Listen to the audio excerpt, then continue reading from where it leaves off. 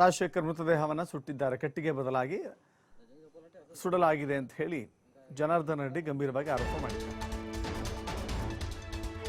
ನಾಳೆ SP DIG ವಿರುದ್ಧ ದೂರು ಸಲ್ಲಿಕೆಯಾಗುತ್ತೆ. ಜನಾರ್ದನ ರೆಡ್ಡಿ ನಾಳೆ ಬೆಂಗಳೂರಿನಲ್ಲಿ ಕೋರ್ಟ್ನಲ್ಲಿ ದೂರನ್ನ ಕೊಡ್ತೀನಿ ಅಂತ ಹೇಳಿದ್ದಾರೆ.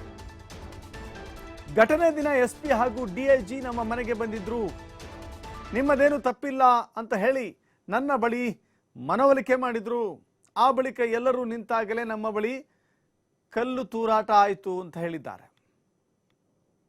ಇವ್ರು ಏನ್ ಮಾಡ್ತಾ ಇದ್ದಾರೆ, ನನ್ನ ಹತ್ರ ನಿಮಗೆ 8:30 ಆಸುಪಾಸು ಸಮಯದಲ್ಲಿ SP ಮತ್ತು IG ಇಬ್ರು ಕೂಡ ನಮ್ಮ ಮನೆ ಹತ್ರ ಬಂದ್ರು. ತಾವೆಲ್ಲ ನೋಡಿರ್ತೀರಿ, ಬಂದ್ರು. ಅವನ್ ಭರತ್ ರೆಡ್ಡಿನ ಬಿಟ್ಟಿದ್ದಾರಲ್ಲಿ DSP ASP ಅವರಿಬ್ಬರು ಪೊಲೀಸರು ಎಸ್ಕಾರ್ಟ್ ತಗೊಂಡು ಇಲ್ಲಿಗೆ ಬಂದ್ಬಿಟ್ರು. ಅಂದ್ರೆ ಇವ್ರು ಏನ್ ಮಾಡ್ತಾ ಇದ್ದಾರೆ, ನನ್ನ ಹತ್ರ ಬಂದು ಮಾತಾಡ್ತಾ ಇದ್ರು. ಸರ್, ನಮಗೆಲ್ಲ ಅರ್ಥ ಆಗಿದೆ, ನಿಮ್ದೇನು ತಪ್ಪಿಲ್ಲ, ಅವ್ರು ನಿಮ್ಮ ಮನೆ ಮೇಲೆ ಬಂದಿದ್ದು ತಪ್ಪು, ತಾವು ದಯಮಾಡಿ ಮನೆ ಒಳಗಡೆನೇ ಇರ್ರಿ, ಹೊರಗಡೆ ಬರ್ಲಿಕ್ಕೆ ಹೋಗ್ಬೇಡ್ರಿ ಅಂತೇಳಿ ನನಗೆ ಮತ್ತು ಶ್ರೀರಾಮುಲ್ಗೆ, ಸೋಮಶೇಖರ್ ರೆಡ್ಡಿ ಅವ್ರಿಗೆ ಎಲ್ಲ ಬಂದು ನಮ್ಮನ್ನು ಕನ್ವಿನ್ಸ್ ಮಾಡ್ತಾ ಇದ್ದಾರೆ. ಅದು SP IG. ನಾನು ಹೇಳಿದೆ, ನಾನು ನಮ್ಮನೆ ಕಾಂಪೌಂಡಲ್ಲಿ ಇದ್ದೀನಿ ಅಂತಂತೇನೆ.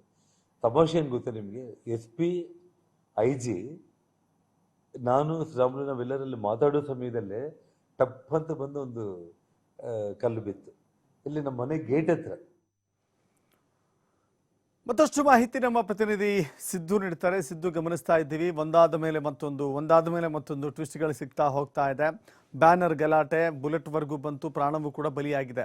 ಈಗ 2ನೇ ಹಂತದ ಹೋರಾಟಕ್ಕೆ ಜನಾರ್ದನ ರೆಡ್ಡಿ ಮುಂದಾದಂತೆ ಕಾಣಿಸ್ತಾ ಇದೆ. ಏನೆಲ್ಲ ವಿವರಗಳಿದ್ದಾವೆ, ಜೊತೆಗೆ ಪೂರಕವಾದ ಕೆಲವಷ್ಟು ಸಾಕ್ಷ್ಯಗಳನ್ನು ಕೂಡ ಕೊಡ್ತೀನಿ ಅಂತ ಹೇಳ್ತಾ ಇದ್ದಾರೆ. ಏನೆಲ್ಲ ಅಂಶಗಳು ಅಡಕವಾಗಿರುತ್ತೆ ಅದರಲ್ಲಿ ಅಂತ?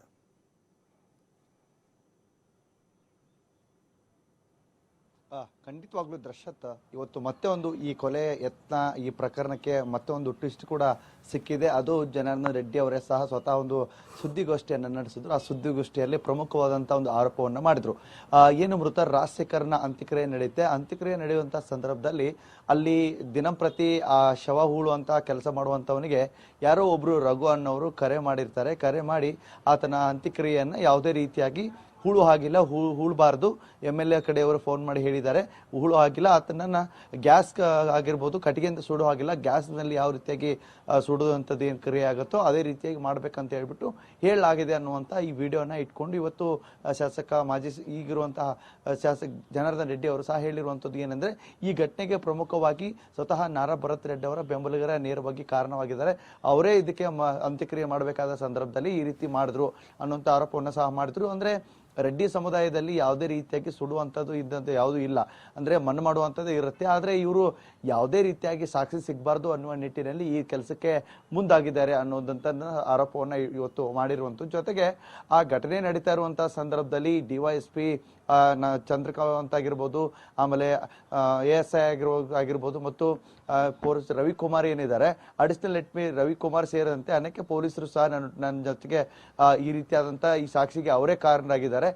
ಶಾಸಕ ನಾರಾ ಭರತ್ ರೆಡ್ಡಿ ಅವರು ಒಂದು ಕಡೆ ಬಂದಂತಹ ಸಂದರ್ಭದಲ್ಲಿ ಅವರನ್ನ ಇಲ್ಲಿಂದ ಎಸ್ಕಾಟ್ ಮುಖಾಂತರ ಅವ್ರನ್ನ ಕರ್ಕೊಂಡು ಬಂದಿದ್ದಾರೆ. ಹೀಗಾಗಿ ನಾನು ಇದನ್ನ ಸುಮ್ಮನೆ ಬಿಡೋದಿಲ್ಲ, ಬೆಂಗಳೂರು ಕೋರ್ಟ್ಗೆ ಕೂಡ ಹೋಗ್ತೀನಿ, ಕೋರ್ಟ್ ಅಲ್ಲಿ ಇದಕ್ಕೆ ನ್ಯಾಯವನ್ನ ಕೇಳುವಂತ ಕೆಲಸಕ್ಕೆ ನಾನು ಮುಂದಾಗ್ತೀನಿ ಅನ್ನೋಂತ ಕೂಡ ಹೇಳಿದ್ರು. ಗಲಾಟೆ ನಡೀತಾ ಇರುವಂತ ಸಂದರ್ಭದಲ್ಲಿ SP ಆಗಿರ್ಬೋದು, IGP ಆಗಿರ್ಬೋದು, ಇಬ್ರು ಸಹ ಬಂದಿದ್ರು. ಇಬ್ರು ಬಹುಶಃ ಬಂದಂತ ಸಂದರ್ಭದಲ್ಲಿ ನಮ್ಮ ಮನೆ ನೇರವಾಗಿ ಅವ್ರ ಮುಂದೆ ಒಂದು ಕಲ್ಲು ಕೂಡ ಬೀಳುತ್ತೆ. ಕಲ್ಲು ಬಿದ್ದಾಗ ಕೂಡ ನಾನು ಹೇಳ್ತೀನಿ, ಯಾವುದೇ ಕಾರಣಕ್ಕೂ ನೀವು ನಿಂತ್ಕೋಬೇಡಿ, ಈ ಗಲಾಟೆ ನಿಯಂತ್ರಣ ಮಾಡುವಂಥ ಕೆಲಸವನ್ನ ಮಾಡಿ ಅಂತೇಳಿ ನಾನೇ ಕಳಿಸಿದ್ದೆ. ಅಷ್ಟು ಹೇಳೋಷ್ಟರಲ್ಲೇ ಅಡಿಷನಲ್ SP ಆದಂಥ ರವಿಕುಮಾರ್ ಮತ್ತು DYSP ಚಂದ್ರಕಾಂತ್ ಇವ್ರು ಏನಿದ್ದಾರೆ ಅವರನ್ನ ನಾರಾ ಭರತ್ ರೆಡ್ಡಿ ಅವ್ರನ್ನ ನಮ್ಮ ಮನೆ ಮುಂದೆ ಕರ್ಕೊಂಡು ಬಂದಿದ್ರು. ಈ ಗಲಾಟೆಗೆ ಇವರು ಕೂಡ ಪ್ರೇರಣಾಗಿದ್ದಾರೆ.